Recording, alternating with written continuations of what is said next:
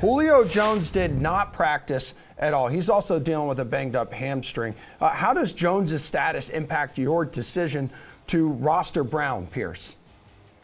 I don't know if it has too much to do with Julio Jones. He's kind of been a non-factor.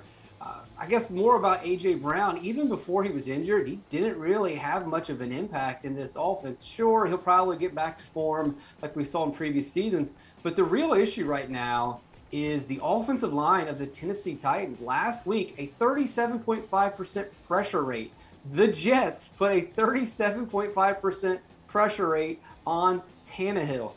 It doesn't matter who the receivers are. If he's constantly under pressure like that, he's not going to be able to get the ball to his receivers. And even if he does, it's not really going to be for good fantasy days. Geoff, how confident are you in playing Brown at 6,500? I'm actually pretty confident. We've seen A.J. Brown go through dry spells before, and we've seen him play injured. And guess what? He just pops up with big games. Like he's just a good player. He's just that athletic. I think we know that by now. He's only 6,500.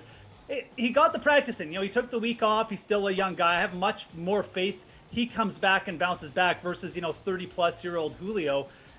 The big thing is the matchup, man. I mean, I mentioned Detroit was terrible against the pass. They're last in yards per attempt, so you should play Justin Jefferson. Jacksonville is second last in yards per attempt allowed against. A.J. Brown is in a massive spot here, and I think people are getting a little bit too scared off because of this injury thing.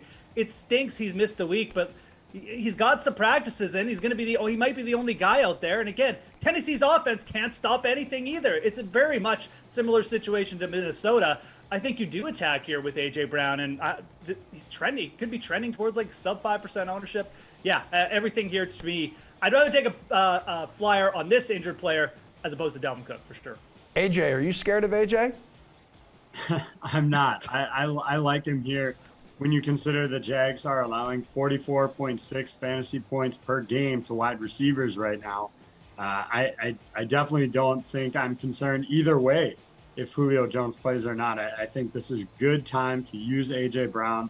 The one thing I'll say is if Jones doesn't play, maybe look at some of these cheaper Tennessee wide receivers, a Josh Reynolds, a Chester Rogers. Like those guys could get a little bit of uptick in targets if Jones doesn't play, but I think A.J. Brown will get his targets, will get his catches either way, and has a real good opportunity putting up some big numbers.